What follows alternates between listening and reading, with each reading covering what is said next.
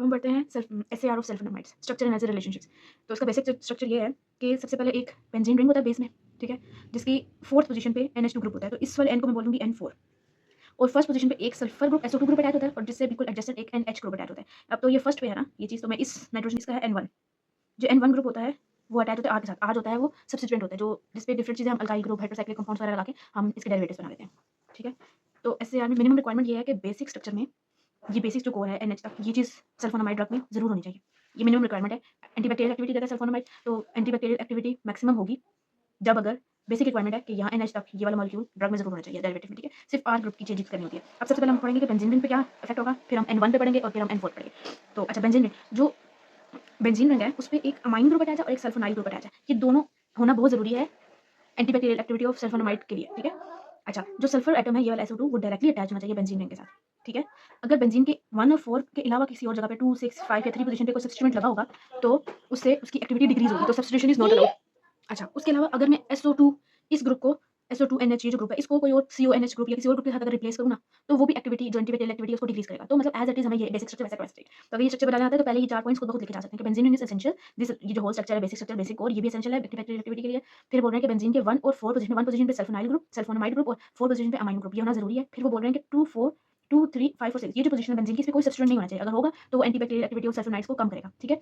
अगर फिर बोला हुआ है कि जो सल्फोनामाइड ग्रुप है इसको चेंज करके CONH ग्रुप के साथ अगर रिप्लेस कर लिया जाए तो वो भी एक्टिविटी को कम करेगा। अब हम बात करते हैं N1 के पे और फिर N4 पे बात करेंगे। सबसे पहले कहेंगे N1 पे R लगता है। R जो होता है ना वो कौन से हैं डेरिवेटिव्स हैं, मतलब वो हमारे डेरिवेटिव्स हैं। वो इधर हेटेरोसाइक्लिक साइक्लिक कंपाउंड्स भी हो जाते हैं, बेंजीन रिंग भी हो सकता है, कुछ भी हो सकता है R की जगह पे, ठीक है? अब ये जो सब्स्टिट्यूएंट्स हैं ये चेंज होते रहते हैं और इनके चेंज होने से बैक्टीरियल एक्टिविटी भी या ज़्यादा होती रहती है या कम होती रहती है, तो वो डिपेंड करता है कि R कौन सा लग रहा है। Antibacterial activity varies one substitution at N1, ठीक है? अब कह रहे हैं कि सब्स्टिट्यूशन जो है, अच्छा दूसरी बात ये होगी है कि जो R ग्रुप है वो किस टाइप का होना चाहिए? R ग्रुप ऐसा होना चाहिए जो कि इलेक्ट्रॉन रिच हो। अब देखने को है इलेक्ट्रॉन रिच कौन से ग्रुप्स होते हैं? इलेक्ट्रॉन रिच ग्रुप वो होते हैं जिनके पास इलेक्ट्रॉन ज़्यादा होते हैं, ठीक है? अब वो ज़्यादा होने वाले कौन से? जैसे बेंजीन। मैं कैसे कैसे बोल रही हूँ ये बेंजीन, क्योंकि बेंजीन में रेजोनेंस होती है, मतलब इलेक्ट्रॉन्स घूम रहे होते हैं।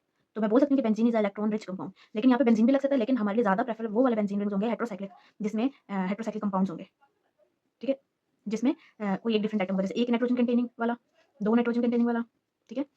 या ऑक्सीजन एंड नाइट्रोजन दोनों इकट्ठे जिसमें होते हैं 5 मेंबर्ड वाले, इस टाइप के रिंग्स जिसमें इलेक्ट्रॉन रिचनेस हो, रेजोनेट करें और उसमें हेटेरोडाइन एटॉमिक कोई मॉलिक्यूल भी हो, ठीक है? तो वो वाली सब्स्टिट्यूशन हमें R पे चाहिए होती है, that brings electron richness to SO2। मतलब अगर मैं यहाँ पे ऐसे लगाऊँ जिसमें इलेक्ट्रॉन रिच होगा तो वो इलेक्ट्रॉन रिचनेस अपनी SO2 को देगा होगा। तो वो कह रहे हैं substitution that brings electron richness to SO2 group. अब जब ये इलेक्ट्रॉन रिचनेस मिलेगी SO2 ग्रुप को तो उससे क्या होगा कि एंटीबैक्टीरियल एक्टिविटी बढ़ती जाएगी, ठीक है? अब वो कह रहे हैं कि किस टाइप के सब्स्टिट्यूएंट से, पहले हमें पता चल गया कि इलेक्ट्रॉन रिच में तो सिर्फ बेंजीन भी आता है और हेटेरोसाइक्लिक रिंग भी आता है, ठीक है? तो हमने बोला कि हेटेरोसाइक्लिक रिंग जो है वो ज़्यादा पोटेंट होता है compare to single benzene ring. Preference मतलब हम लोग हेटेरोसाइक्लिक रिंग को देते हैं। तो हेटेरोसाइक्लिक रिंग में मैंने बोला है pyrimidine रिंग होता है, डायाज़ाइम होता है, ठीक है? अज़ोल रिंग होते हैं जिसमें नाइट्रोजन कंटेनिंग होते हैं, सल्फर कंटेनिंग होता है, थायाज़ोल मतलब सल्फर और नाइट्रोजन दोनों मिला के जिस ग्रुप में होते हैं। तो ये वाले जो रिंग्स होते हैं ना R ग्रुप में अगर लग जाए ना तो हमारी एक्टिविटी बढ़ेगी, एंटीबैक्टीरियल एक्टिविटी, ठीक है? अब हम बात करते हैं कि N4 ग्रुप। N4 ग्रुप कौन सा था? ये वाला N1 था ना, क्योंकि 1 पोजीशन पे बेंजीन, और N4 होता है जो बेंजीन की 4th पोजीशन पे पैरा पोजीशन पे रखा था। इस N4 ग्रुप को पैरा अमाइनो ग्रुप भी बोलते हैं, ठीक है? क्योंकि ये 4th ग्रुप हमेशा 4th पोजीशन इसको पैरा पोजीशन बोलते हैं। तो इसको N4 भी बोल सकती हूँ और पैरा अमाइनो ग्रुप भी बोल सकती हूँ। तो मैं लिख सकती हूँ कि N4 ग्रुप या मैं बोलूँगी पैरा अमाइनो ग्रुप, ठीक है? तो यहाँ पे लिखा है N4